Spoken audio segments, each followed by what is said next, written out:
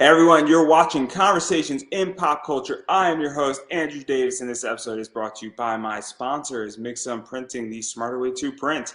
I know printing your creative project can be confusing and stressful, but Mixum is here to make it easy. From their instant quote calculator that lets you get as many quotes as you want for free to their 24-hour customer service support, Mixum is here to make sure your printing experience runs smoothly from start to finish. And right now, you can choose from a range of premium printing options and materials. And the company has also printed so many successful Kickstarter campaigns. A bunch of them you have even heard about on this very show. And they currently offer services in the United States, Canada, Australia, and the UK. And Mixum can print and reach your audience anywhere in the world. So if you're ready to print smarter, not harder, head over to Mixum.com. And right now, listeners of my show can drop my name, Andrew Davis, in a message tab of a current order to get a 5% discount on their first order. So that is Mixam.com. Again, type my name, Andrew Davis, in the message tab of your current order to receive a 5% discount on that order. Also, we are brought to you by a Kickstarter that just launched. Welcome to Slaughterville. From the depths of the award-winning board game of fun and horror, Slaughterville comes a graphic novel following the adventures and trials of Slaughterville's latest victims. Issue 1 follows Beth and her fiance John as she returns to the town that took her family. Will she find justice or will the beast within devour them? Back Slaughterville Book 1 on Kickstarter now and be ready when Book 2 launches this summer. It's got an amazing cover by Mark McKenna. Really cool thing. It's a board game too, so go check that out. And then finally, I just like to show these off. I got my metal cards. You can buy this on eBay. And then this one's limited to 121. And then this one is my exclusive Bad Girl art. And it's limited to 50, but I'm only selling 40 of these. And you can buy that right now up on eBay. Links are in the description for everything. So go buy my metal card. I need the money desperately. And I have with me comic creator Ed Davis. So welcome back to the show for the 4th, 5th, or 6th time. I'm not too sure now. Yeah, I think it's 4. Yeah, so welcome back.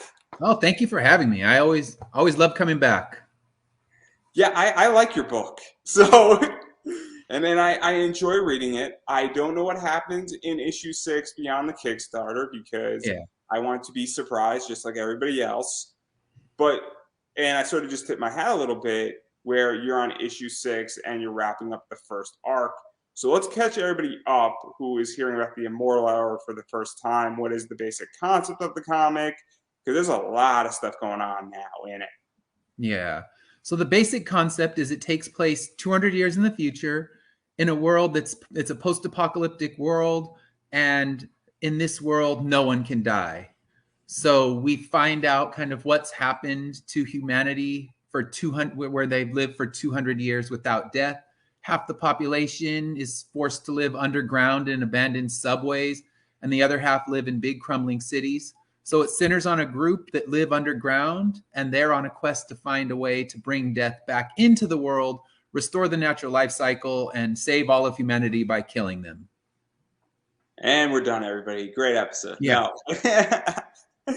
Yeah, because there's a lot of stuff going on, and I definitely want to talk about this because you've clearly taken a different approach to death and understanding. People talk about the quest for immortality, obviously with the Philosopher's Stone, magic, possibly doping for lack of a better word. And you've created death as a character. And once death dies or is killed or basically scattered across the world, nobody now can die because death is sort of taking them out of this world. And it's a very different interpretation. And I think that I haven't seen that before. And so what was this like? Because the first 6 issues barely focus on death as a character, but it's over in the background. So what was that like really building this out? Because it's such a different perspective on seeking immortality. Yeah, it's always basically with the story, I've kind of written so many pieces of it where there's been a group of witches. This coven has been on a quest for years and years and years. They're trying to find a way to end death in the world. And it takes, the actual figure of death. Every 1,000 years, a window opens where death has to materialize in the real world. And that gives them the opportunity to actually kill him. So kind of issue 2 spoilers, but when we're on issue 6, I'm not so worried about that. So it gives this opportunity for Death to actually be killed. And what we haven't seen and what eventually we will, because I'm writing pieces and backstories through all different years, is they've tried it every 1,000 years and failed, but this time they actually succeed. So they succeed in killing Death. As you said, his pieces are scattered around the world and kept, basically they're kept guarded, and that's something we kind of focus in on in the second story arc. The first story arc is leading our heroes on the way to actually recover that first piece of Death, because the story arc is called Pieces of Death, and each story arc will focus on recovering a new piece and trying to unite all of the pieces and hopefully restore Death back into the world. Yeah, and to even go further into this, because obviously once we're recovering pieces and these characters are recovering pieces, you know, we are furthering seeing how this world is operating. And 200 years into the future, you know, you got massive problems where people are living underground in abandoned subway stations and messed up catacombs, for lack of a better word. Yeah. And then you also have the rich, the wealthy living above, and then you have people living in poverty above as well. And Yeah. what was this like really building out the world? Because it is now super interesting, and there is massive division class happening. People are resorting to cannibalism, people are resorting to other positions, and we're seeing it on every single level from the highest all the way down to the bottom. And so, what was this like really building this out? Because you've done a lot of world building, and it's a real skill I think of yours that you've done in this story. Is you've really built out this world and not just one component of it. You know, we have the upper city, and then we have Hope Village, where the main group of characters are, and we know both sides. Mm-hmm.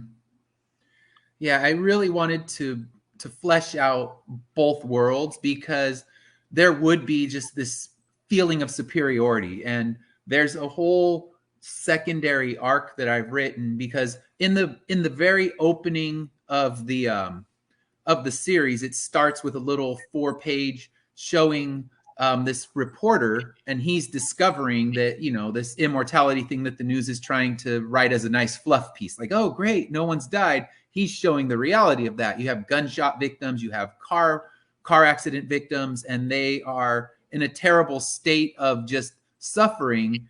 And I've written kind of the in between, and eventually want to start putting those out in little snippets throughout the series, so we can see what kind of led to this world where there was lotteries, who would be able to even get a chip and stay on the surface. And if you didn't get that chip, you better get down, because otherwise you're going to immediately be hunted. So I wanted to kind of create a really rigid class system. And like you said, even on the surface, there's division. There's the upper elite, and these would be, you know, the millionaires and billionaires of our world right now, and they're kind of running things. They're creating all of the inventions, and they keep the flow of that world going. And at the same time, they're squashing down the people that live there. But those, even the bottom class of the upper society, feel this huge superiority to the ones who are stuck underground. So everyone has someone they can kind of look down on, except for the poor people that are stuck in this underground. And Hope Village is kind of an actual sustainable, peaceful village, but the rest of the underground is just complete chaos. It's, you know, it's every man and woman for themselves. And like you said, there's a roaming group of cannibals. There are multiple gangs and things like that that we haven't touched on yet. And then what I'm trying to do as I build each story arc is expand the world, because what we see is such a small amount of what exists in this full universe. We see the city, we see the underground, but there's so much that exists beyond that. And that's where they're going to have to start venturing, because the pieces of Death aren't all hidden in the city conveniently for them. They're going to have to go into all of these different wastelands and find exactly, you know, what the world looks like outside of this small the small amount that we've seen. Yeah, and we're going to get into that because that's kind of where the next story is going. But I do want to just quickly introduce everybody to certain characters, and obviously we have Ari, and this is what Ari looks like, who's one of the main characters, and she's massively up on the surface, maybe illegally, along with Kimberly, along with Miguel, and then this is father, who sort of stays behind in a lot of ways to defend Yeah. Hope Village. And those are sort of the main characters. And obviously, going into issue 6, Ari, Kimberly, Miguel are looking for the piece of Death, and they're dealing with a gang that wants to protect Death, which is a whole complicated issue because obviously that gang, I think, likes the fact that they can't die Yeah. and sort of likes the anarchy to some degree. And Yeah. that raises a whole interesting question in of itself, is that maybe some people like this new world because Oh it yeah. grants certain privileges. And that's a very different interpretation and viewpoint than what this group has and what Dr. Mann has. Yeah. Person, who then maybe some people don't want humanity to be saved because while it's not great, they also have the freedom to sort of take power and have control chaos. And so what was that like? Because that's the first time in this book that we're seeing that idea being thrown around. And especially on a lower, I guess, class level as well. Because we don't see it in the upper classes, that attitude. Yeah. We see them wanting to control power, but we don't see the reason why. And so what was that like, teasing that out there? Yeah, we would see that in a world like this, there would be very specific groups that think, you know what, I may still age, I may still get sick, but I love the fact that I won't die. And you can blast my arm off, I'm going to get a robotic arm, slap that on it, and I'm good to go. We have a character who all that's left is his head, and he still functions in this society. So you have people that would fight with everything they have to make sure that it stays the way it is. They're completely content with the status quo. And then you have those that are, the very bottom, they realize that there was something else, that the world had more meaning when there was actually a life cycle in it. And they're trying to find a way to bring that meaning back because the characters in the underground, one of the characters down there is Dr. Mann, as you mentioned. He was one of the elite of society. So he's brought down with him all the knowledge of the past, and they've seen what it looked like before the world was just thrust into this immortality, and they know there's a better way. So that's what they're fighting for. The people on the surface, they're walking around with blinders. We have a scene where everyone's walking around, their faces kind of looking at a futuristic tablet, and they're not paying attention to anything in the world. They don't care about the past. They know right now I'm in my best place. I get to wander this city, and I don't need to pay attention to the cockroaches down there in the underground. I'm just going to live my happy life. And they are perfectly content to keep it that way. And some are more than content. They're willing to fight to make sure that nothing changes the way the world is right now. Because it's so interesting because obviously there's so much stuff going on with it, and there's ignorance, and we haven't seen much of a resistance on the surface. And Yeah. I'm presuming, and I could be completely wrong, but human nature would insist that there are probably some people on the surface who want to change the way Yeah. things are too.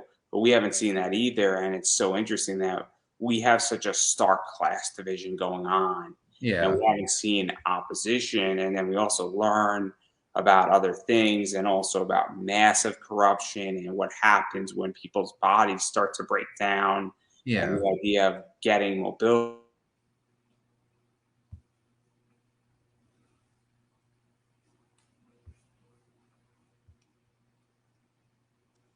I'm back. I'm back. So, as I was Okay. stating, there's all these deep psychological questions that are now being asked, really, in Yeah. issues 4, 5, and even in 6 in a lot of ways. And it's so interesting because clearly, as if you're 150 years old, your body is not going to operate the same way it Yeah. did when you were 50 years old. but Hmm. you can't die. And what would you do to get back mobility? And what freedoms would you give up? And it's really just a fascinating psychological story, what's going on, not to mention an issue of freedom. What do you do with population? And even just the mastermind behind even who's really in control making a lot of these decisions and convincing Yeah. the masses. Because that's the other thing too, is that how far does it go up the chain? And this is why Yeah. your world is so interesting. Yeah. Thank you. So I'm trying, basically all the things you're talking about are questions that I have to address before I even start to put pen to paper. It's like, okay, I don't want to leave a bunch of unanswered questions. That would be the worst thing. I always think of Lost. It's like, all right, you're going to introduce a million questions and you're going to answer like 5 of them. And I don't want to be the guy who brings in all these questions and moral conundrums and be like, hey, I'm going to give you a couple of those. The other ones, I don't even know what the hell I'm doing. So no, I want to make sure that I think of all these things. And there is definitely a puppet master who's pulling all the strings on the surface and making sure that things stay the way that they want them to stay. So to even talk about that, because one of the things that I think that people need to know is that you're going for at least 30 issues, if not Yeah. more. And I got a feeling you're not going to stop at 30. I have a feeling the story is not ending at 30. I'm willing to put money on it. You might disagree. It's all right. But I, I think what'll happen is the core story will be told, but there's so much more to be told after it. So I agree. I think it would be 30 to tell the main story, and that's the one with Ari, Miguel, Kimberly, Father, Dr. Mann. But there's so many other stories that this world can tell. And I think, yeah, I would love to go back and just say, all right, let's start a series that starts right here in the year 2000 when everything begins, and you can tell a story that fills in those 200 years, and there's a lot to tell. What led it to the way it is right now? I mean, I can tell it in snippets, but it's a richer story that I'm sure when I'm done I'll want to go back and address it, because I can't imagine finishing issue 30 and be like, all right, Immortal Era, you've been in my head for 20 years, now I'm done. It's like, nope. I'm sure there's plenty more story to tell when it all comes down to it. so to even talk about this, because when you're building out complicated worlds, and I don't know if Larry Higgins, who's Niobe Comics, is still watching, but he has Niobe, and that's becoming a semi-complicated world, and there's a lot of moving parts in his world. And it's a Mm-hmm. great book. It's on Indiegogo. If you missed the Kickstarter, I recommend checking it out if you like Bad Girl art, because he's got a lot of great covers. But Mm-hmm. even figuring out how to build out a complicated universe, or Tyrone Jackson, Thomas Johnson II have really, Thomas Johnson has 12 books in his Okay. first arc. And some of those books are direct sequels, and even figuring out where to place a universe. Because I Yeah. can't imagine, like, when I write a comic, I'm writing a 4-issue miniseries, and then Mm-hmm. maybe I'll write a sequel, but I don't have no desire to write in 30 issue bursts Mm-hmm. because it's complicated. And so, what is that like? And how do you even address that? Saying, hey, do you have an idea where things need to go? Or is it that you have a Bible? And I don't mean a church Bible, but I mean saying, Yeah. hey, here are the rules of engagement in my Yeah. world. And the reason why I bring that up is that I use the analogy where if somebody kills you, if you have a good enough Bible, somebody technically could take over your story Yeah. if you had a good enough Bible. Yeah. I'm I not saying we can't. want that. We don't. We don't want that. I want to clarify No, that. no. I'm hoping no one's coming out to assassinate me, but I If mean, the judge I have. asks me, I Andrew, think. where'd you go for four Yeah. weeks? Ed disappeared. Andrew, where'd you Yeah. go? Yeah. I You're said, hey, I went on suspect now. vacation. I didn't do it. Hmm. I think with my, I mean, I have extensive notes that basically tell the origin of every character in the story, and basically notes that move the plot along. I know what every story arc, I know what needs to happen. There's always a major beat. So I have all the major beats written down. Unfortunately, it's scattered over so many notebooks that I think if someone tried to decipher it, they'd be like, I hate this guy. I have no idea where to move everything, but the pieces are all there. Someone would just have to be a master puzzle builder to I'm assemble gonna them all in ask the you right a way. question. I'm gonna ask you a question. Are you familiar with Full Metal Alchemist? Yes. So you've taken the alchemist approach to hiding your research, which is your comic Yeah. book. I mean, somewhat, I guess. There's notebooks, and if you just started digging through all of them, you'd be able to think like, all right, here's Miguel's origin story. You Where put does it it in fit in code. the overall story? That's where people would need to figure it out. Because I know, okay, that's going to be the main focus of the third story arc, and the second story arc is focusing on Father. And I just finished the full script for Father's origin story, and it will be the first thing that really pulls us deeper into the universe, because we'll finally leave the city and find the first place that that we'll see that exists beyond the small scope. And then with Miguel's, it'll take us even farther. So each arc is to take us deeper into it. And I know I have notes. Okay, this arc, here's all the major beats. I mean, you have to fill in all the small parts, the small character building things, but the big arcs, I think someone could take all the notes and know, okay, I know exactly where the story needs to go. The ultimate ending, I definitely know what that's going to be. And I've talked to a few people that know it as well. So if someone were to talk to my wife, who was working as editor on the book for all of issues 1 through 5, if they talk to her, she could fill in a lot of the blanks because she knows the ultimate fate of all the different characters as well. Because you brought up Lost, and the whole reason why I'm asking is that once you start going 12 issues, 16 issues, 20 issues deep, 30 issues deep, 50 issues deep, you're now not playing anymore in a 6-issue mini arc. You're not getting Yeah. in and out, where in a 6-issue mini arc at the least is 18 months if you really are crazy and Yeah. realistically, and at the longest you're talking 3 years. A Yeah. 30 issue on Kickstarter is at minimum at least 8 years. Yeah. You've done it about 8 years on Kickstarter, but Mhm. for probably more normal people or more realistically or at a certain speed, maybe 10. And that's a Yeah. big commitment. That's a big, you know, commitment from readers, commitment from a writer, Yeah. and a variety of other stuff. And then also it's a big universe at that point, because if you're spending 10 years building something out and Yeah. developing a baby, it gets complicated. And that's why I'm so curious, because Yeah. most people don't want to write 30, 40, 50 issues. Yeah. It's complicated, but also I would imagine it's very rewarding too, because Yeah. I was saying, hey, look, what happened in issue 3 is now relevant in issue 9. Yeah. And I love to throw Easter eggs in there. And you actually made it a connection unknowingly. We see something happen in issue 3. It's one small page in issue 3 that directly connects and moves the entire plot of issue 9. So I try to make sure that I put small things in there that you need to actually read it more than once to think, okay, I remember this one little panel, and all of a sudden it has this deep connection much farther into the series. So that's something I really try to do, is actually make sure that readers need to do it more than once. That wait, maybe you're going to go back when the next when the first trade comes out, and you're going to be reading issue 9 or issue 10, and you'll be like, oh wow, I just caught that this connects to this. And issue 8 has connections, and we'll see things that happened in issues 1 and 2 that connect directly to issue 8. So I try to keep the connections going so that there's always Easter eggs to try to hunt down.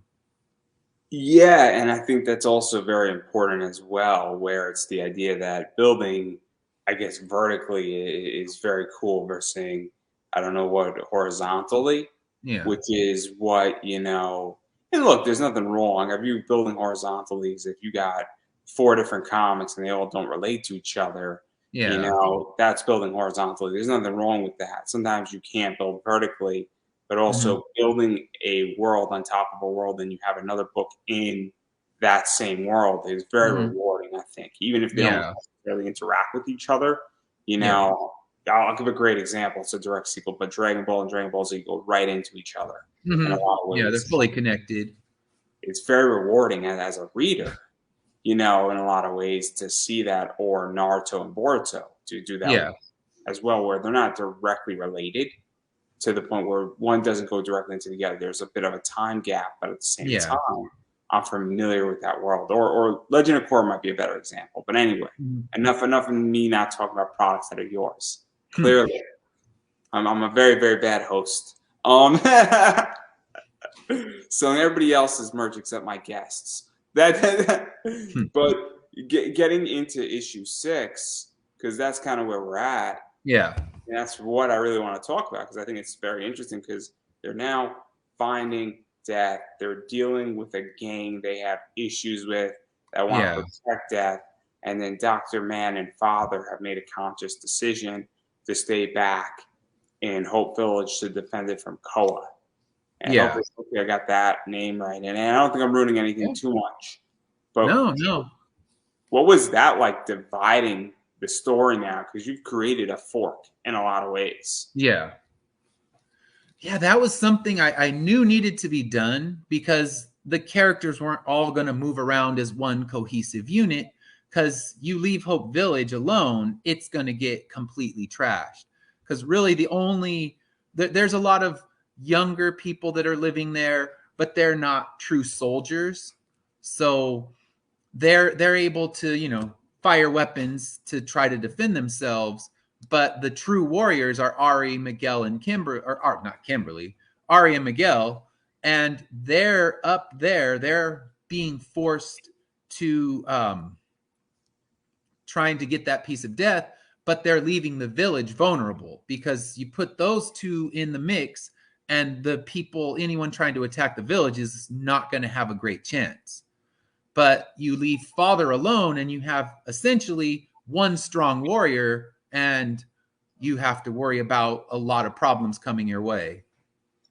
Yeah, because it creates a very interesting position as well, where it's the idea of what are you willing to sacrifice to restore humanity, or attempt to restore humanity. And also, they have to know, Father has to know, Dr. Man has to know, that this journey to completely restore humanity, this is one step to getting a piece of Death back and slowly getting onto the right track, and even to make that sacrifice, and also potentially have a home to come back to, and there are real consequences now being made, and real decisions.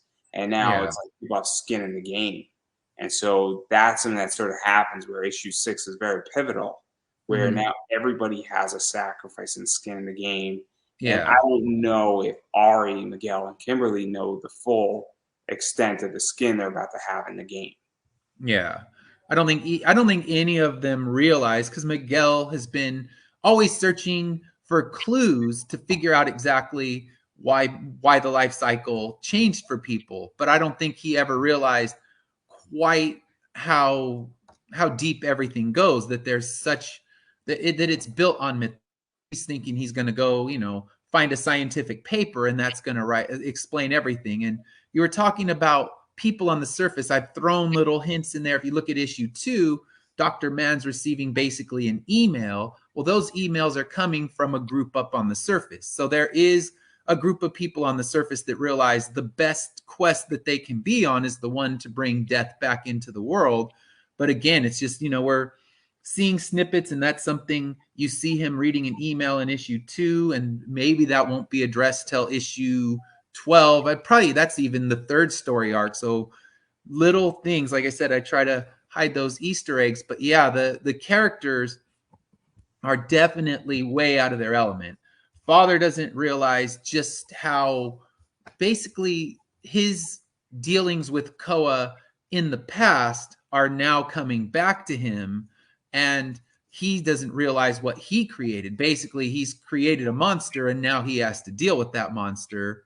And Ari and Kimberly have Ari, Kimberly, and Miguel are just in a hornet's nest. They don't realize it, but they're upsetting a lot of people. And as I said, a puppet master on in this world isn't liking what's happening right now.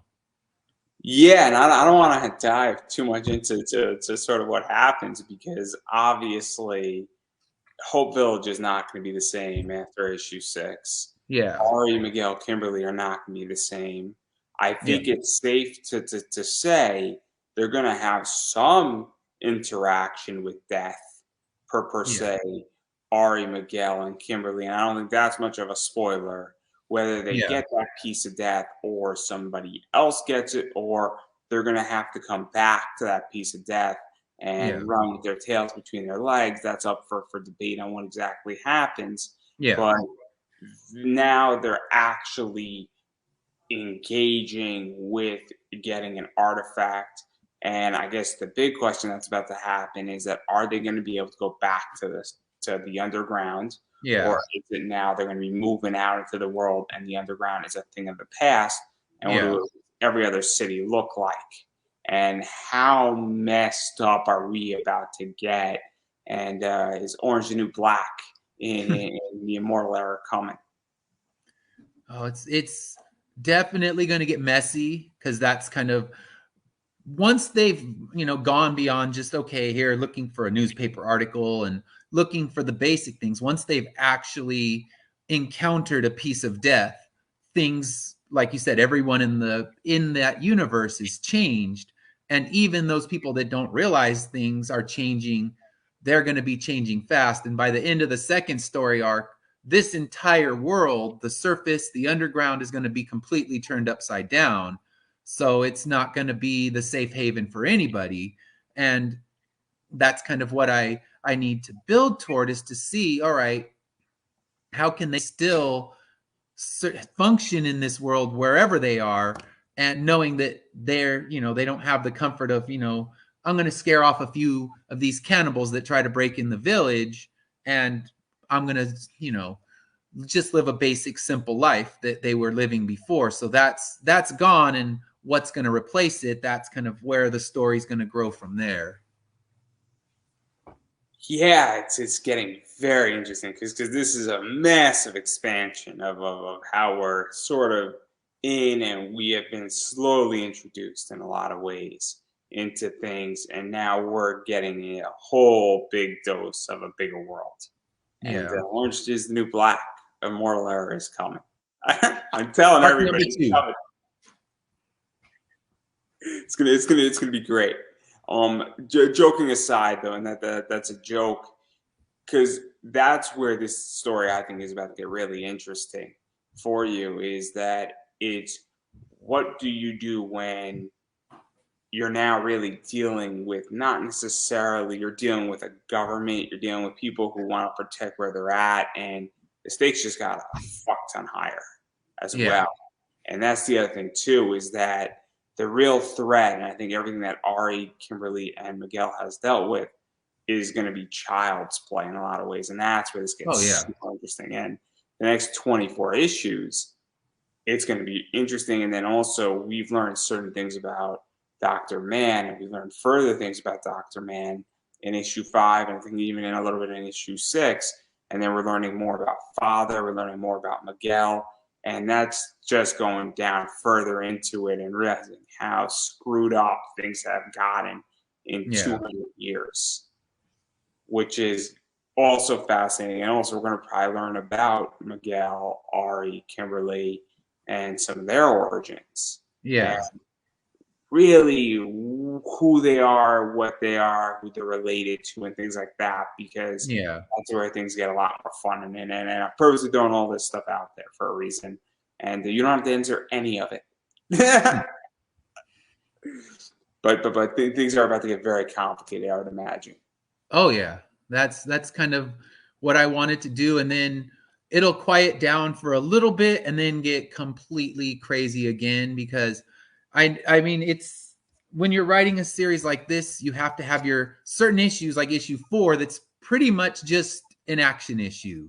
It's, it's not a lot of story building, it's just, character fights character. So we'll have issues like that, but then issue 7 will kind of quiet things down and build towards something even bigger than what we're seeing at the end of this one. I want each one to have a little different feel and tone, but all building toward the bigger ultimate ending of the story. So to even talk about that, because obviously pacing a single issue is complicated in and of itself, and there's a million ways how to write a comic.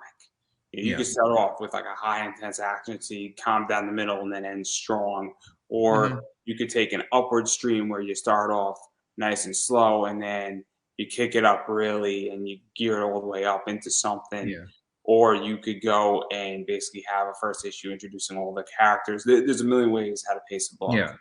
Let alone though, now you're almost, because when you're doing 30 issues, you need to figure out how to pace it, because Yeah. issue 4 of that is not issue 4 anymore per se.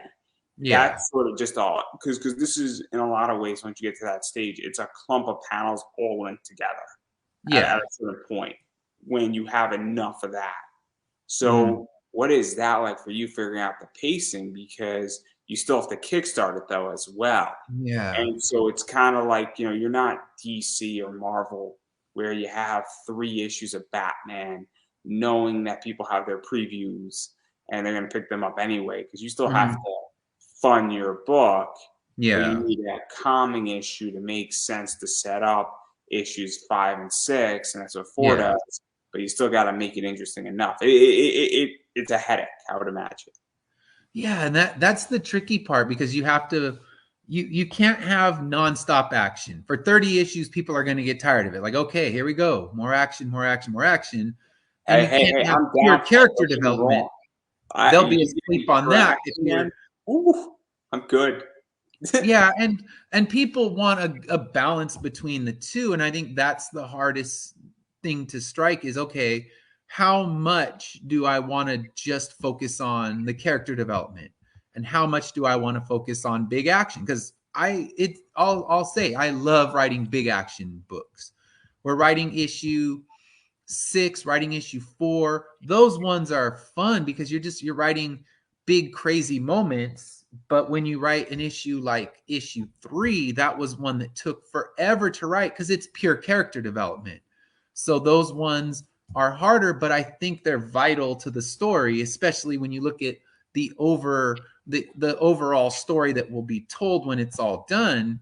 You have to have those quiet moments, the calm before the storm moments, and then just kind of the aftermath. Like, okay, Do let's you all regroup. also We just had our asses handed to us. Where do we go from here?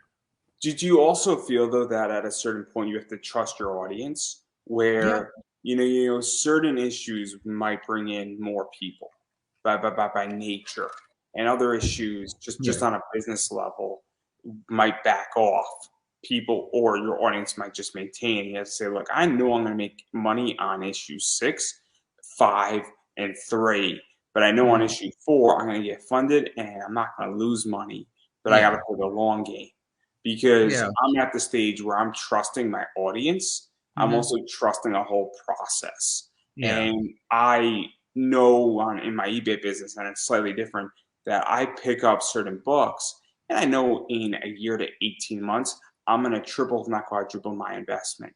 But I Yeah. know, because I trust the book and I trust my customer base enough Mhm. that they're going to pick up that book. They're just Yeah. not buying it today. And that's Yeah. fine. So I'm curious how you view that, because that's something that I feel people don't want to talk about on Kickstarter. Yeah. And it's tricky. And I'm probably going to be in, you'll be the first to hear this. I actually am thinking about on Thursday hosting a whole comic book roundtable. Do Mhm. you back a project because the creator, or do you back a project because of its comic or what it's doing or its story? Yeah. And I think that's also part of that question to some degree. I'm Mhm. curious how you sort of deal with both of those topics, because definitely an issue 3, which is pure character development, doesn't have the big explosions in it. Yeah. Yeah, that's the hard thing, because people want action, and I've been working at different cons, and people will come up to the table and they'll see kind of the huge explosion on the cover of issue 4, and I want that issue. And I try to tell them, oh no, it's a big overall story, and you're going to be kind of lost if you jump in an issue 4. They're like, no, ship blows up. That's the one I want. So you realize, okay, that's a particular market, and they don't want things to drag too much. And I have a guy who's come up to me. I've met him at multiple cons, and he always says, yeah, I hate those indie comics that just drag and drag and drag. So you can't be that one either. So you have to find the balance between the two.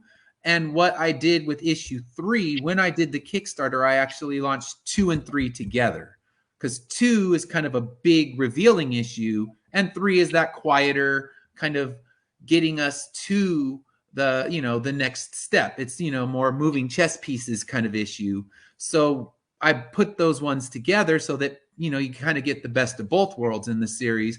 And when issue 7 comes out, I'm probably gonna, knowing that it's a quieter issue, that people are after issue 6, it's kind of, that one should be that one that leaves readers just blown away, I'm hoping. And issue 7 really slows down the pace, so I want to market that one with the actual trade paperback so that you can buy the trade and issue 7. So those who haven't read it ever, they can get that trade and start from there, and then just they need to buy the trade plus whatever one new issue, or they just choose to buy the trade and maybe they come back and buy the back issue later. So finding a way to market the quieter issue together with something else, I think, is the solution that I'm going to have to go with.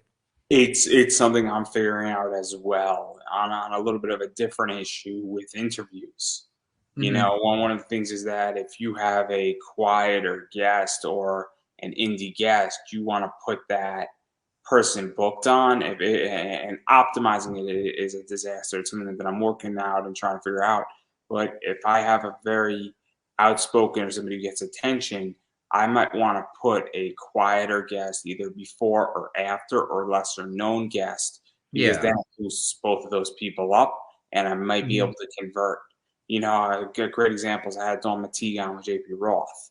Yeah. If I had a no-name indie comic person on who was just starting out, that person in that interview would have benefited either before or after that other interview. And it's something that I'm figuring out where to place things. And, it's not always perfect, but definitely that helps, I would imagine. Not to mention that, also it probably helps as well just on even a production level, because your both books can carry each other in a lot of ways. Yeah.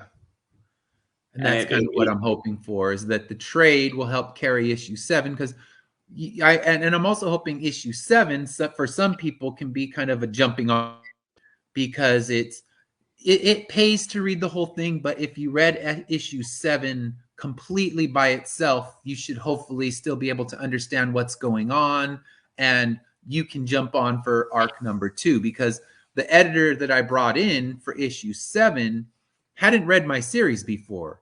So he was editing it with no prior knowledge of anything that had happened in the series, and was still able to understand it and know what it's doing to move the story forward. So he had to go back after he read issue 7 script and read the first 6 issues. And from that point, he knew more what was going on, but he was able to understand it without going back. So I can also say, okay, you missed the first 6 issues. Don't worry about it. Here's your jumping on point. I mean, I don't do, previously in Immortal Era, we don't start with something like that. But you should absolutely. Yeah, do that. Do one of those recap episodes like every anime does for the first one on the new season. You should just have a recap issue. Yeah. It's like, here you go. Issue 7 is just going to tell you what happened in 1 through 6. You just have it like an issue 6.5. Yeah, I guess you could do that. Just piece together some art and be like, here you go. Here's your quick review. But I'm hoping that people can read it and still understand it with or without the quick review. But I'm hoping that they'd read it, understand it, and say, okay, I want to go back and see all that other stuff that they're kind of mentioning. No. It makes sense, but I also think the idea is that all of a sudden you have a trade paperback. Yeah. Because this is one of the things that I don't look at graphic novels as investing. and I Yeah. look at them as reading. Yeah. Where I want to read a graphic novel. I'm Hmm. not interested in making money on a graphic novel. I'm interested Yeah. in making money on a floppy. Yep. And yeah, I can get attacked for it. It's a big debate. You know, people view floppies as reading. I view them as an investment vehicle for Yeah. myself. And that's a whole different discussion for a whole different day. Yeah. And it's an opinion. It is not a fact. I've done well in making money on comics, and certain Hmm. floppies are worth money. And you never know what's going to happen with property and intellectual property and Yeah. indie comics, and all that stuff is very important. But I think it is. I think the trade paperback is going to be a very good thing because I think that's where people are going to jump in on. Yeah. And that's what I tell people with the trade is that's what you read till the pages fall out. Because I have so many trades that literally have pages falling out. Because I read them and I read them and I read them. And the single issues, I would read them once, and at that point, put them in their bag and board, and I read them super carefully. So yeah, I'd look at the same ways. Like I don't want to mess up that single issue. I'll read it once, and then it goes put away for safekeeping for later, and then once the trade comes out, that's what you read until it's completely dead. Yeah, because and also I am the type of reader that I want to read 6 issues old.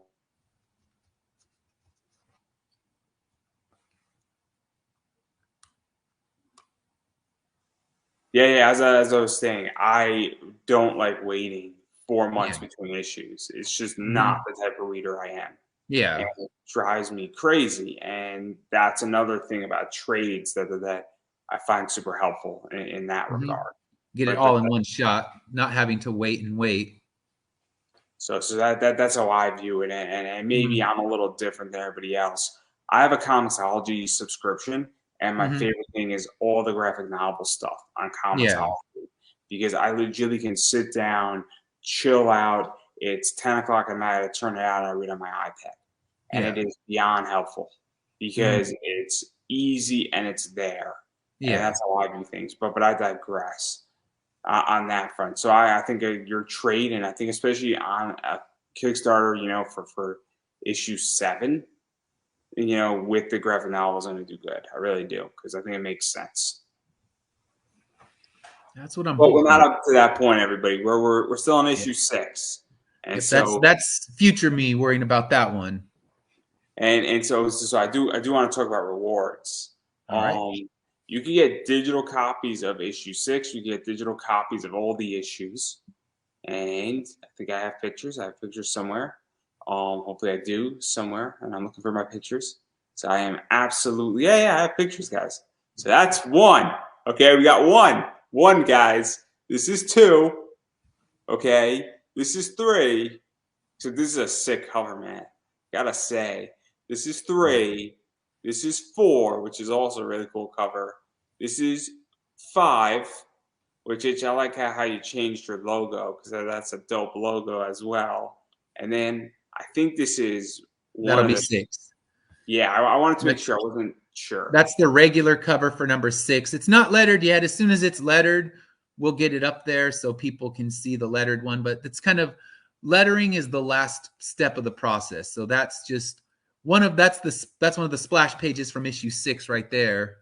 Yeah, I wanted to show this because I think this is an awesome splash page. Yeah, I love that page. I actually just sold that page, which was like, oh, hurts me to sell it, but I sold the original artwork for that page and it went quick. All my original artwork that I've put up, I mean, my first few campaigns I put up original artwork and it just sat there. It didn't move, and now all 4 pages that I listed were gone and we're a week into the campaign.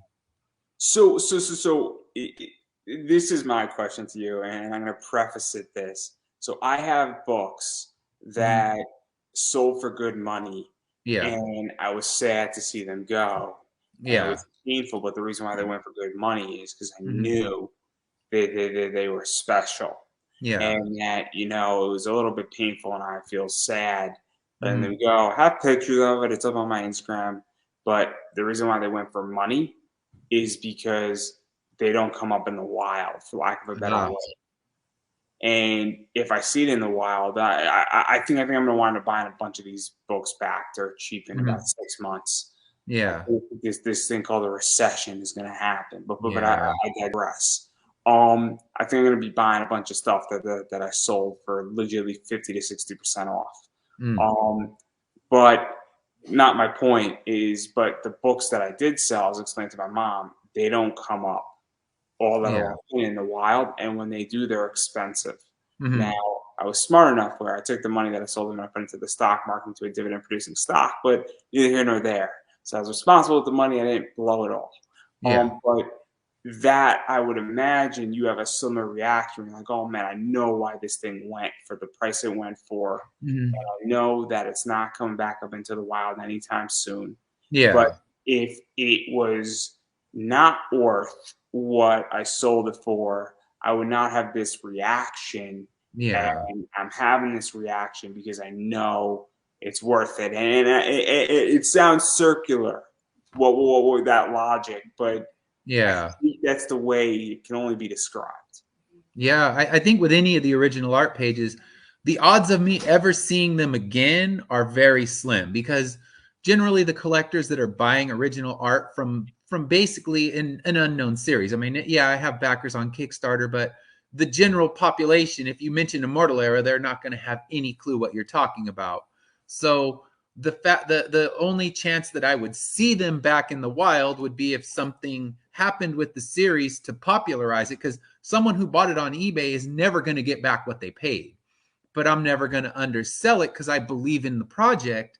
And if I undersell it, then I'll just live in pure regret. If I say, okay, here's an original art page and I'm selling it for $20, then I'm kicking myself. So no, I say, all right, that regular page is worth 150. That splash page is worth 200 because to me, that's the price it takes for me to let it go, because it hurts to let any of these go because these are all pieces of my creation that just mean so much. So I have to put it at a price that makes me feel good, decent about myself for actually selling it. And when you value your own stuff, and that's what I noticed, people will value it as well. When I get my stuff graded, so many indie creators don't bother getting their stuff through CGC. And I tell them, do it because it legitimizes your table. If you're at a Comic Con, you're in a sea of amazing indie comics and amazing indie creators. Everyone around you's probably got a great book they're trying to sell, but you have to catch the eye of somebody who isn't ready to buy an indie book, but they collect CGCs. So the fact that you have a CGC or you have original art pages for sale, it elevates your table to a different level. It's very interesting that you bring that up, where it's the idea that if somebody says I'm going to do 100 limited print run of a book, it Mm-hmm. is an elevator in a lot of ways. Or if somebody says, look, I'm doing 200 copies, Yeah. I've been criticized, and people are like, why are you going to print 200 copies on a limited position, selling them for $30? And I'm like, Yeah. because that's a statement to every other indie comic creator that A, I believe in this. B, I'm Yeah. confident enough that I'm going to sell 200 of these books. And in Mm-hmm. 3 or 4 years from now, you're going to be like, there's only 200 of these books. Man, I got to get my hands on one of those things. And Yeah. that's the whole thing, because it's a long term, and I'm all about imaging. I bring Yeah. this up again. This is a limited 50 metal card.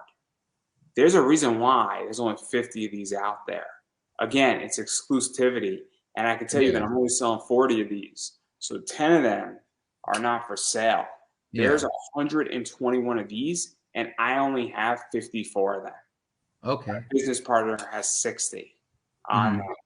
And so, again, though, it's the idea that it's exclusive, it's limited. Yeah. 121 and 50. And not all of them are, right now, they're both for sale on eBay. But Mm-hmm. I'm not reprinting that image, and I'm not reprinting my DJ Croft. And Yeah. I value it enough, and people don't understand that exclusivity matters. Yeah. And CGC matters as well. And I think Mm-hmm. that original art matters, and I think it's also image and saying, hey, look, I trust this enough Yeah. that I'm gonna make this work. And that's Yeah. where I'm at, is that I understand exclusivity. I've made a fuck ton of money selling 200 print run books 50 print run books, 100 print run books, 75 Yeah. print run books, and those books go for money. And Yeah. there's a reason why, because when you limit something, it changes the game. And I Yeah. know that you have limits. You have short print runs. I think you have Yeah, like I do 25 for those. So I try to keep them very small so that the people who collect them, and I have one or two collectors that own everything I've ever printed, like the LA Comic Con one, the Virgin Sketch, and they own all the short prints. And it's like, to know that only a few people, a few collectors in the world have that is nice. And then issue one is on its third print now. And people always ask me, oh, what can I do to get a first print? I'm like, you can pay me, because I'm not selling that 9.8 CGC of a first print for a penny under 250 bucks. And a lot of people, they roll their eyes like, all right, who's this guy think he is? But I think I would regret it more, because I know there's not any issue ones lurking around in the wild that I'm just going to be like, oh, I went into a comic shop and found 10 of them. The odds of that are pretty slim. And I know, okay, the fact that I got a 9.8, which through all the ones I ever sent in of issue one, I pulled 3 total, and this is the last one. I make sure that people know I'm not willing to undersell it. And when you do that, I mean, I had someone at the last show buy the 9.6, and I had a price tag of 150 on it. And he's like, well, is that flexible? Nope, that's the price. And when he sees me that rigid, he believes in it too. So I think making people believe in your project that's goal number one. Because if you don't believe in it yourself and you're like, yeah, you're right, that's only worth like 20 bucks, you can take it for that, then they're going to think less of you as well. Yeah, no, it's a tricky business, and I also have positions where there's books that are just not for sale. Yeah. I can tell you that I've archived like 5 of these for myself. I've archived 3 of these for myself. I'm producing more metal cards. Eventually, Yeah. by this year, I'm going to produce a comic, and I am absolutely buying the original art. No Yeah. question about it. And I am not selling the original art. And I know that when people see it, they're like, I know why you wanted it, because Yeah. I'm booking the cover, and I'm booking an awesome cover, and it's going to hang up, like pretty much over my desk. And Yeah. I'm going to be getting books graded for myself. And I'm also going to be getting a bunch of other stuff graded because I know it sells. And I know Yeah. that there's a premium. And that's the whole thing, is that nobody's going to know this artist, but everybody's going to know this artist once you see her and see what she Yeah. does, see this cover. You're going to be like, oh man, I remember the 90s, and things were simpler back those days. You're not a 90s kid, I can tell you that. That's more college, high school for me in the 90s, 80s kid. I'm a 90s baby. Yeah. So I'm doing a cover that's going to be a tribute to the 90s. Like, okay, Nice. I get it. And the 90s are hot right now. So Oh yeah, it's kind of the 80s. People are done with their retro 80s stuff and they've moved into the 90s. So we've jumped. that's because my generation is finally having money to Yeah, waste. I guess so. They have the money to spend, where I had to drop all the money trying to get all the old first generation Transformers and all the GI Joes, and I had to hunt those down. Now, our generation already owns all that stuff, and now it's moved into the 90s. And yeah, I walk into Target and I see in there, $10 t-shirts, Smashing Pumpkin shirts. I'm like, oh wow, we've moved to that, because it was Queen before. Now it's moved to Smashing Pumpkins and Pearl Jam. So definitely seeing that 90s heat going on right now. And then but I digress, because I definitely think, talking about CGC, and I think a lot of creators need to know how to do that. And Yeah. I think it's okay if you just are doing your first comic that you don't do the CGC stuff initially on your first thing, because you don't have it, and then you don't want to keep people waiting. And CGC is a complicated beast, but once you have books, you should definitely, if you have extra number ones on your project, definitely send some for CGC, or even ask customers and possibly just do private sales, because that's another thing that works too.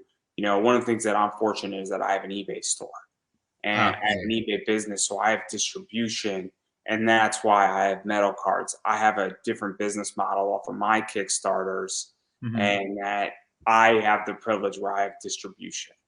Yeah. So it's very helpful, and I've had it before where I buy a lot of other comic books.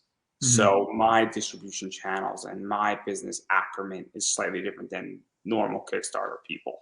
Hmm. Not saying I'm making more money because some of you people make bank, but that's not the point. That's not the point. Yeah. If I could write half as well as half the people on Kickstarter, I would be a made individual. But I'm not there yet. I'm not there yet. But I digress again. But there's some other stuff too. Like this right here is a bunch of stuff with Immortal Era. Yeah, those are all the 25 copies, and I actually just sold the issue 4 one today, and that was my last one. So that print run is sold out, the purple one, and that is sold out. So there's one left, and that's my 9/8 CGC that I own myself that won't go anywhere. So those are moving fast, and then the Virgin Sketch ones, those are most of that run is sold out as well. So they've been moving well. Like if you look, you don't see a number one. I sold out the number one at the last con I was at. I had a guy come and buy one of each one. So people buy those. Sometimes they'll sit a while. Like I did issue one. I did a short print of that one, and I actually sent it around the world. I sent it to Italy. I sent it to Brazil to get triple signed by the art team, and it took probably about 2 years to finally sell out the 25 I printed, but now they're gone and you get people asking. I mean, everybody wants issue one first print stuff. That's the biggest question I get at a table. And yeah, now like we were talking before in one of our previous interviews, like having stuff coming from the archive. So I think with issue 7, I'm going to put back a few of the original art pages from issue 1 for the first time, because in that first campaign they kind of sat there, but now there's going to be more people that might actually want a specific piece from that. And then I had the first person ask me if I will you send the book into CGC for me so I can get it, yellow signature series. And I'm willing to do that. So that was the first time someone has asked me, can you actually send my book in before you send it to me? Can you send it off to CGC? So this will be the first time that someone's asking for that. And I might, on my next campaign, offer that as a tier where you can buy the book and I will send it off to CGC and guarantee, I guess you can guarantee a minimum of a 9.6 because we look them over pretty carefully, and that 9.6s and 9.8s are generally what we pull. So you can offer that as a tier to actually get the book before anybody else has a copy of it sent off to CGC. Yeah, no, it's people want books graded. Obviously, people Yeah. want signatures. There's a whole big market for all that stuff, and then Mm-hmm. also limited stuff is important. I mean, I Yeah. have 50 print run books that I picked up off of Kickstarter, and they're beautiful. They're hollow foils, and Yeah. it's very very nice because I'm like, oh snap! There's only 50 of these books out there, and Yeah. it's the idea that protecting value and a variety of other things.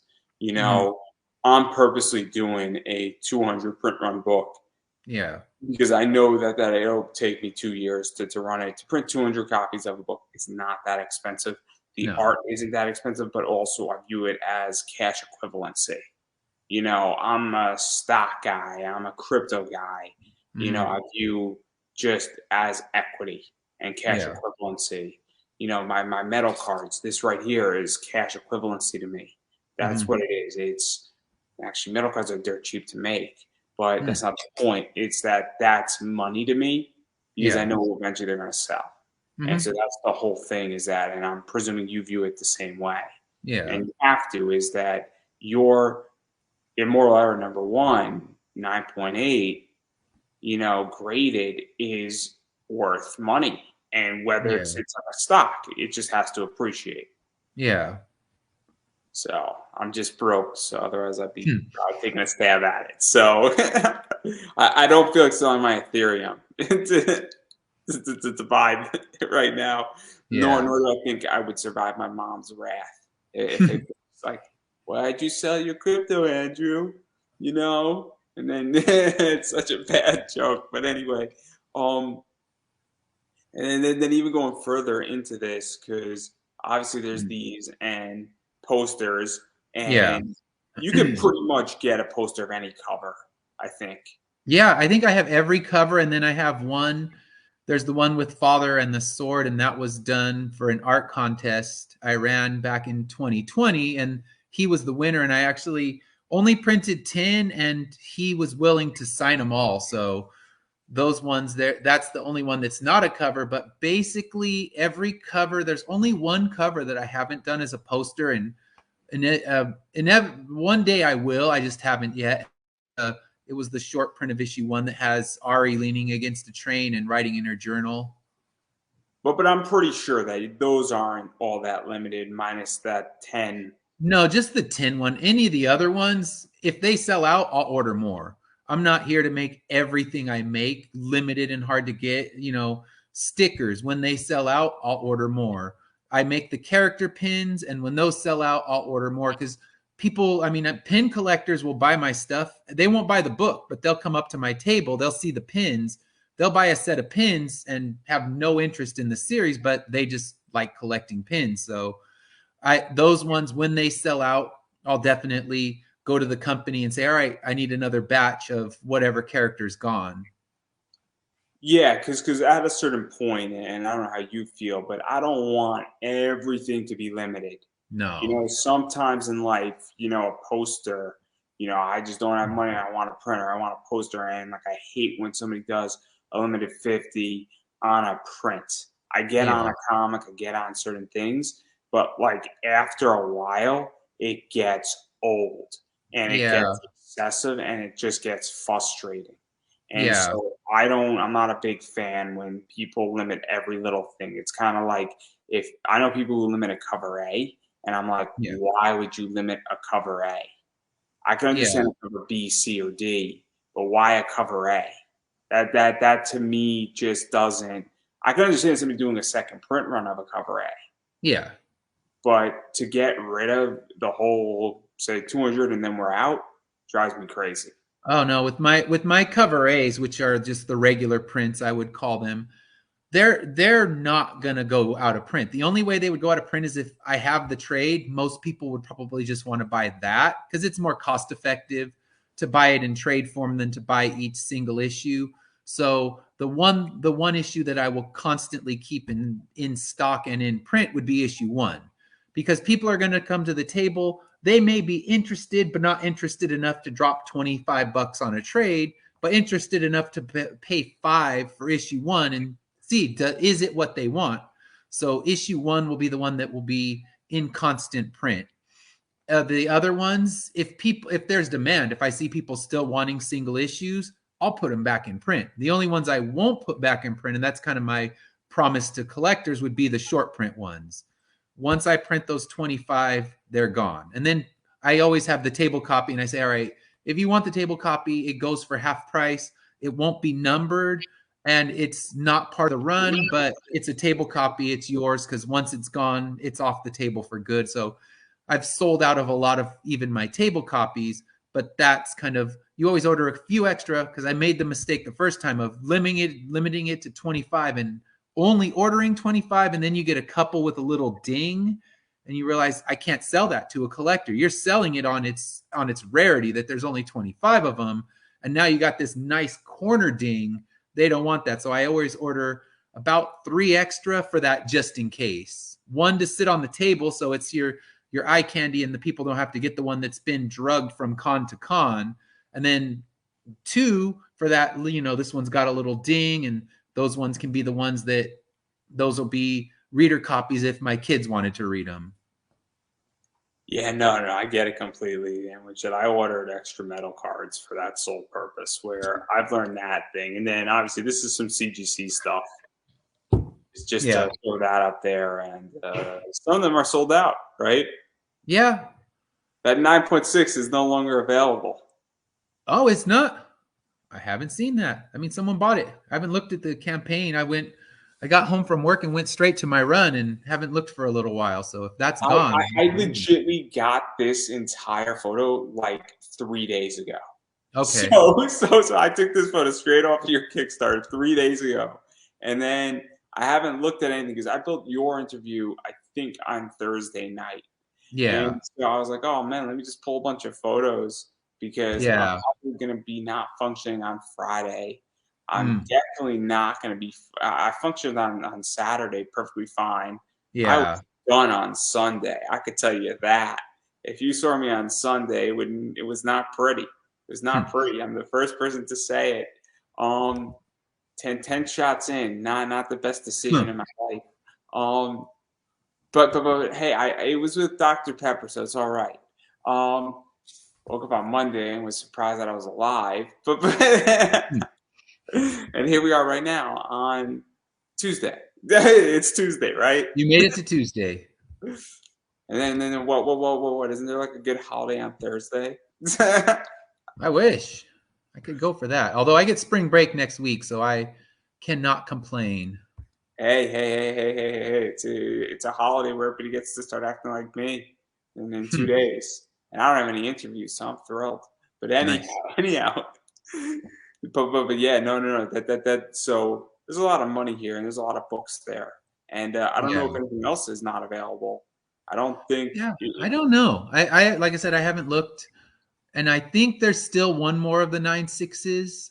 The issue 3. Yeah, I think I'd have to see. I know I have one of my CGC collectors who hasn't got in there yet, and he'll snatch up a few because for some of them, there's literally one left, and then the only other one that exists is sitting in my private collection because I keep one CGC of every book for myself.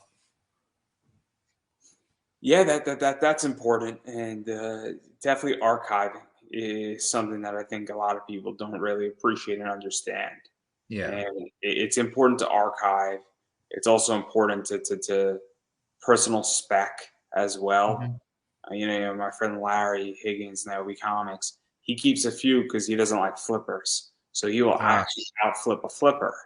And Mm. so it's the idea that if somebody's trying to put up a book, and somebody's selling a book for 150, he'll try to sell it to somebody else or the same person that person's selling for 80. So it benefits the buyer Yeah. tremendously, and he's making good money on it. I don't think he's going to mind me Mhm. saying it because it's not a bad thing, but it's the idea that if I have books, that's how I'm going to act too. Is I'm going to keep five just so that I can influence the market and benefit of the buyer. Yeah. So, because what do I care if I make a little money? If I make a 4x and I prevent somebody from having to pay an extra $70, that's a good day for everybody. Hmm. So that's all I'm going to say on that point. And yeah, you got a lot of stuff going on. Obviously, the pins. There's T-shirts. Um, Yeah. there's the dad hat. I think you have a dad hat, right? Yeah. Hey! Somebody's got to do it. I'm just saying. Yeah, I don't You know guys- how they got called dad hats. I'm like, all right, I guess that's what I wear. It would have been a baseball cap back in the day, but now it's been recategorized as dad hat. But I'm like, all right, I guess I'm getting old. You realize and, that at certain points. then you got a foil cover, limited edition, and then you Yeah, have all the short books for issue 6, plus the Los Angeles or Angels Comic Con, yeah, the Los Angeles Comic Con one. which is an exclusive of issue 1. If I Yeah, am it's issue 1. so that then that's only in that pack, and then I think is the foil also in that pack or no? The foil's in that pack too. Yeah, you'll get basically if you buy that pack. And I sold the pack out. I only put 5 of them up, not thinking that there would be much demand for them, and sold the 5. So I just had to kind of play a shell game and drop a couple of the regular prints to make a couple more bundles. So I made a few more bundles available, just juggled the numbers. So there's still 25, but people seem to want the bundle. So I want to make sure I keep that one out there. And once it would, I think last issue I sold all but 3 of the short print cover on the Kickstarter. So I tell people if you want to get those, there's no guarantee that they're going to even last through the Kickstarter because the foil's moving quick. People seem to really like the idea of getting the foil cover. So that one, yeah, I had talked to a few other creators and they said, yeah, foil just does exceptionally well. So I thought I'm going to at least give it a shot because I think that particular cover will look nice in foil. So it was my experiment, but people seem to really be taking to it. So it's something I'm going to Also, talk to my cover artist about doing more in the future, ones that'll look good in foil. also, I'm assuming you did a whole foil cover and not a spot foil, right? No, it's a full foil.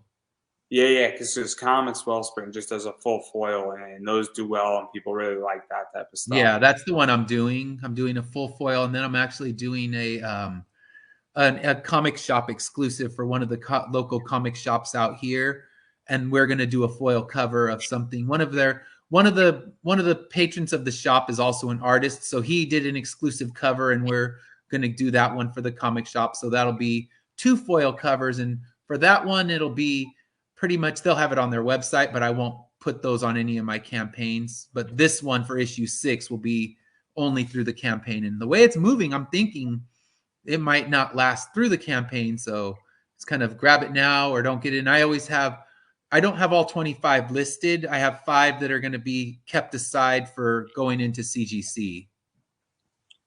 Yeah, no, it makes sense, and obviously people like exclusivity, people like foils, people like Yeah. different things. It's a whole big issue, and there's a debate where, you know, people say obviously we are in a very digital age. There's digitalization pivot 2.0, and people think when I bring that up, I think that comics are going digital.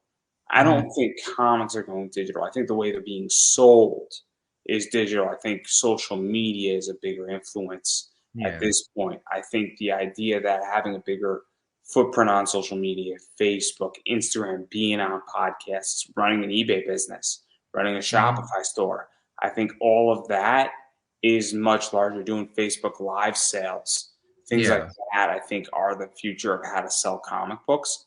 I Mm-hmm. don't think that that's how I view digitalization 2.0. I am a big proponent of it because every single interview since March of 2020 has been because of COVID and digitalization pivot 2.0. Yeah. And I'm the first person to say that this entire show is a byproduct of that pivot. Mm-hmm. So I'm a massive proponent, and moving forward, when I launch a comic, no question, it's going to be digitalization pivot 2.0. No Yeah. question about it. And I'm smart enough to understand that that's a big factor. And I think your Kickstarter's proven that because people Yeah. really want to buy exclusivity on Kickstarter. Yeah. So that's my point. Feel free to disagree. It's okay. I'm more than happy to have that debate with anybody on that. If people think I'm wrong, and even at cons, I think I personally don't want to sell to 20,000 people at a convention. I want to sell to 20 million people online, and that's just how I view things. But again, Yeah. I'm a different beast than other people. But you got a lot of stuff going on with this entire Kickstarter. Are you fully funded yet or no? It's fully funded. Yeah. It funded yesterday morning. It funded, and now it's just working toward unlocking stretch goals. And so, where is your first stretch goal coming? Actually, we've unlocked a lot of the stretch goals already. We have a digital comic bundle that'll have about 10 comics from other creators. There's this there's a pin. I got a Finish Line Comics pin, like writing pin. We have I think all 3 stickers have been unlocked. So all 3 covers, the regular, the foil, and the short print cover, we'll have stickers of those.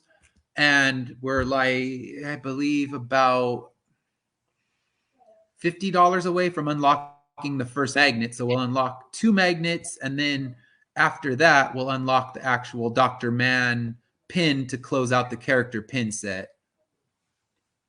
And then I don't have anything set for beyond that, but if we get beyond that, I've already started working on making a backer card for the pin so you can display all 5 in one thing, and it'll be kind of a Hope Village backer card.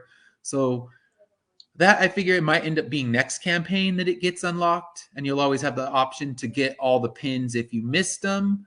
But I mean, if things go really well, then it'll get unlocked this campaign. So it's already in the works, but I unlocked stretch goals all the way up to 4,500, or I created stretch goals all the way up to 4,500. And if I need to, I would be more than happy to create some more. It's a good problem to have. Oh, absolutely. And I've learned that the hard way. But I didn't unlock any stretch goals, and I'm ashamed. And but we all start somewhere. Um, I unlocked none on my first campaign, so it happens. You gotta build the audience. The first one was a lot more of fun. I ended up getting a stretch goal anyway, just because we didn't quite unlock it, but I had already printed it and thought, I'm gonna put this in there. And it was a little, it's called a pop patch, but it was basically a sticker or iron-on of the characters. And that one was in the first campaign. So it didn't get unlocked, but I thought, hey, you know what? I got funded. I'm going to call that a win. And I threw it into everybody's envelopes. yeah, I'm gonna be. Hey, when I come back for season 4, I'm gonna redo the entire thing, and let's just say aggression is going to be very, very fun, and I'm going to be very aggressive that round. But we are coming into podcast format, which was supposed to be unlocked at 1,000. Yeah. So you could take my entire library wherever you go, and that means that everybody's been on my show the last 3 years. It's just further exposure, and Yeah. so that's a win I call, and that's sort of being out of my pocket a little Mm-hmm. bit, but it makes sense. And Yeah. but I'm open to anybody who has any recommendations for hosting. So everybody who wants can chime in on that point. But that's the Yeah. or there. Um, yeah, you got a lot going on, and obviously you're fully funded. You're hopefully going to unlock that Dr. Man pin, and I think you're going to get there. I do. I'm hoping so. It's only been a week and it's shown good movement. So I feel confident enough. I've already ordered the pins. So I didn't want to make the backers have to wait too long. I figured, you know what? I want the pins, and then I'm actually, as soon as lettering's done, I'm going to order the books so that once the campaign closes, there's no delay. Because I ran a little longer campaign this time. I didn't do a 30-day, I did 40, but that was mostly because I wanted to have it active for WonderCon, which will be, I'm hoping I can get people convinced to back it at the con. I mean, I can't offer them too much because I know a backer can easily back it and then cancel their pledge. But my thought is I want them to back it, like, here, take a sticker pack if you back issue 6 right now. And if they don't, if they decide to cancel, I mean, you hope they don't, but if they do, what if I lost a few stickers? It's not going to kill me. It's not like saying, okay, free book for doing it, or I can give a slight discount. It'll be time I've had an active campaign at a larger Comic-Con. So I'm hoping I can get some traction at that on its last few days. That's interesting. In which that I actually might do that, where I might go and do a panel at a con when I have my next podcast thing. Be like, hey, Mhm. you got something going on? You back it? Yeah. I can throw in some metal cards Yeah. because metal cards are dirt cheap. Metal cards are like 85 cents to produce. So Okay. what did I lose by ordering 100 metal cards? And if somebody throws me a buck, what do I care? Yeah. And it's just good positioning and say, hey, here's my Kickstarter, here's my iPad. You Yeah. can have fun. Um, Hmm. and if they decide to cancel, that's fine too. Um, Yeah. but this is 85 cents to produce. So Nice. it's You got not, to and look into that's something not a like that. secret. Anybody will tell you what I paid for them. Yeah. And Fairy Metal guys, use them. They're not a sponsor, but you should use them for metal cards. That should be your like 6,000 stretch goal. You should just join the metal card club, man. Hey, Look, I it's get so shiny. if I need to think of one, I think that's a good idea. How I'm hoping I shiny have is to it? start. I'm hoping I have to think of plenty more of them. So It's yeah, that's shiny. definitely a good idea. I mean, just look at that. This is what it's going to look like. Your book, by the way, it's Yeah. going to look like a foil. This is exactly how it's going to look. But No, it's gonna be amazing. I'm so excited to get those in hand. if you sell out all 20, does that mean there's only going to be 4 available at conventions?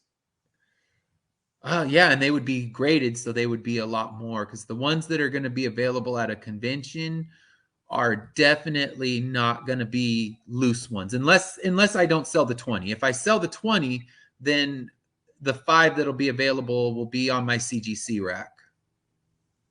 That's crazy, crazy. I gotta produce something. It's coming, and everybody might hate me when I produce the book I want to produce because it's brilliant on so many levels. But I digress. Hmm. I'll tell you after off air because somebody's gonna steal it, and I don't want anybody to steal it. You don't need to be giving ideas away because I have another book that's going to launch. I'm hoping after the trade, I have a book that I want to launch that it'll be in the same universe as Immortal Era, but it'll be taking place in the 90s before immortality is kicked in. So we'll kind of see a little bit of that universe before everything went to hell. Oh, that'll be fun. That's gonna be fun, and I'm sure you'll come back on and talk about it. Oh, And absolutely. I'm sure that you'll be back on either for issue 7, the trade paperback, issue 8, or that other, before Immortal Eras. Yeah. Previously, before Hmm. time travel was invented. Yeah. Previously in the 90s. when things were good.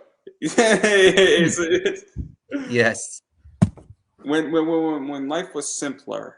Yeah. And but I digress. I'm giving you all the wrong ideas, and I'm dissuading so many people. But yeah, that's what's coming. And obviously, you got a lot going on. So I do want to give you a chance to self promote All because right. obviously you've been on. I think this is the 4th time. You're always welcome back on. I appreciate you actually donating to my campaign or pledging to my campaign because it did help to keep me in the game at least for another few months, if not another year. So I appreciate that. But where can people find you? Where can people find the Kickstarter? Where can people support you? Where can people pick up different merchandise from you and the whole shebang? All right. So all my social media is under Finish Line Comics. So Facebook, Instagram, Twitter. You go and search up Finish Line Comics. At this point, we're the only one, so it's easy to find. If you go to finishlinecomics.com, I have a web store there. And the better way to buy it right now, of course, is through the Kickstarter. So it's search up Immortal Era 1 through 6, and you will find everything that's available, and you'll get your chance to pick up all the back issues if you wanted to start from the beginning, issue 6, and all of the different variant covers while they're still available. Because like I said, the foil one is moving quick, faster than I would have ever imagined. And then posters, we have a large variety of t-shirts. Pretty much whatever cover you've seen, there's a poster of it and a t-shirt of it. So I try to make a lot of different designs of the t-shirts and the posters, and they're all with the t-shirts, they're all printed on demand. So I don't have this large surplus of t-shirts. It's basically, you want a shirt, I'll get it printed for you. And all of those things are available on the Kickstarter right now. So that's the best way to get in there. But if you're impatient and you want your books now, head to my web store. It's you can find it on finishlinecomics.com. It's through Big Cartel, and you can buy things. And if you wanted a book right now, you buy it today. I'll ship it tomorrow. So for those who can't wait, that's your way to do it. And if you can wait, Kickstarter is your way to go because you'll get all the cool free swag already, some digital comics, 3 free stickers, and hopefully even more to stuff your stretch goal envelope nice and fat. Yeah, and I'm sure that if you're looking for something in particular and you ask Ed, I'm sure that something can be worked out. If you're looking Yeah. for a piece of original art and Ed still has it and the price is right, I'm sure you could work something out either on the Kickstarter or off the Kickstarter. Yeah. If not to put you on the spot, I don't know if you're open to it, but obviously at some point the original art for issue 1 is coming, and if Yeah. somebody wants it, I'm sure that something could be worked out collectively with everything. Yeah, absolutely. If you see a page, if you've read the series and you see a page that really you want badly, there's certain pages that aren't for sale. There's certain pages that my wife has claimed. There's certain pages that I love, but there are plenty of pages that are available. And if you saw one like, oh, I love this page from issue 3, you tell me, and I'm going to tell you the price. A lot of times I'm going to tell you the price, and you're going to say, no chance I'm paying that. But if you're willing to, I can make a new tier for you, and it can be, you know, a new piece of art. And I still want to add at least 2 more pieces of art to the campaign. I'm just waiting, since the 4 that I've put up went so quickly. I figure probably this weekend I'll pick 1 or 2 more from back issue. So if there's something you particularly want, shoot me a message on Instagram or Facebook, and I would be happy to work something out with you. Yeah, because and I'm sure that if somebody wanted some package or even a retail pack or something like that, that all can Yeah. be worked out as well. You Yeah, and I know, haven't put together a retail package, but that's something, if you're a comic shop and you want to get them, I'll drop them down to a really low price, just a hair over cost, because as long as I don't lose money, I'm okay selling comics at cost, because it benefits me to be sitting on a comic book shelf. So I sell them anytime I sell to comic shops, it's always at my cost. I'm not looking to make a profit. My profit in that is people seeing my book when they walk into a comic shop. and it's also just getting in front of new eyes and a new environment, Yeah. things like that. Because if somebody sees the third or fourth printing of issue 1, they're like, oh, what is that? And then they might be like, oh, this book's on Kickstarter, and it's Mhm. more advertising than anything else. Yeah. But as I was stating, I'm sure that if there's something somebody wants and it could be all worked out, and I'm sure Oh, you're not absolutely. opposed to exclusive covers as well somewhere down the Yeah. line. If somebody wants to Mhm. reach out with you for their shop or something of that nature either. But Definitely. all that stuff could be worked out privately, and Ed's a pretty friendly guy, and it'll all work out. And we're not related. I just want to make that clear. Our clan is strong, but we're not Yes. related. So I needed to clarify that. Yes. And our, He's not promoting his cousin right now. Like, all right, I'm gonna boost you up. We'll be if I honorary supported my cousin, but that's cousin, I would about have it. charged him more. It would have been like triple what you pledged on Kickstarter if we were related. That's funny. Hey, this is how I roll, guys. Family always pays more. So remember that if you're a complete stranger and you pledge to my Kickstarter, if my family pledged to my Kickstarter, which they did not, they would have paid at least 3 times more. It's just the type of guy I am. I would like people who are complete strangers to be treated like royalty. It's just the way it works. The way to That's do what it. guys. But I digress right there. Before I get you and me canceled, which might be too late, for that. The way this show's going, I mean, it's already taken a nosedive. Um, right after I had Jim Noble on, it just took a nosedive all the way down. It's terrible. It's terrible. But I'm going to promote myself, obviously, and I'm going to keep saying it. You have to support indie. And what that means is backing Kickstarters. That means that you have to back people's books, pick it up digitally, physically, pick up all the books, 1 of the books, 3 of the books, pick up a poster or a shirt, whatever you want. Goes a long way because it helps to make production happen of comic books. If money's tight, sharing it out. Twitter, Instagram, Facebook, all that stuff's free. TikTok's free, YouTube's free. Goes a long way. You never know who's watching something, you never know who's checking something out. So sharing it out, commenting on things, cool piece of art goes up in a Facebook group, say awesome piece of art. Goes a long way.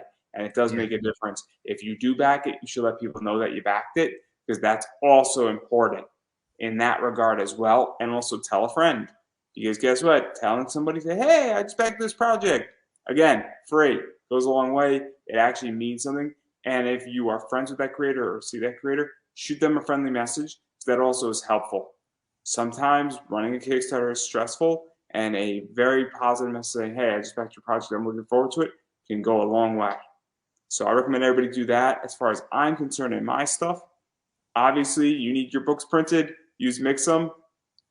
Comics Wellspring is great too. So don't just change your printer. If your printer is working for you, great. If you're unhappy with your printer, Mixum is a good printer. Kablam's a good printer. So use whatever printer you need to use. You could also use my BCW supplies code, Pop Anime Comics. So you could use that 10% off your entire order. So when you bag and board your books, They're protected, long boxes, CGC boxes, you name it, they protect it. I also have products up on eBay. This is up on eBay, and this is up on eBay. So if you feel so inclined to support me, you could buy directly from me here, or you could shoot me a message on Facebook, and I will happily sell you this stuff. And I have a few other metal cards coming. If you're looking for rare comics, eBay is also where I sell a lot of cool comics that are like 250 print runs, 100 print runs, 50 print runs of some indie books and some main titles, a lot of bad girl art. You could do that. Check out my friends over at Welcome to Slaughterville. Cool Kickstarter that's going on. It's an awesome book. I actually read the book. It's a 48-page fun graphic novel. It's also a board game. So if you're a tabletopper, it's a really cool board game, and you can actually order that stuff. And there's some other games. And if you feel so inclined and you want to donate, buy me a coffee. So please go do that. I have a T-shirt as well. It's up in the description. And I'm going to stop shilling myself because my throat's getting hoarse. So I'm going to give you the final word. All right. If you have the chance, please head over to the Kickstarter. See if anything there catches your eye. And as we were saying before, I'm happy to take any offers that you may have. But hopefully you can read this series and enjoy it because, like we were talking before, it's going to be around for a long while, and I would love to have you come on as a reader. Well, I don't think I could have said that any better myself, and that is a wrap, everybody.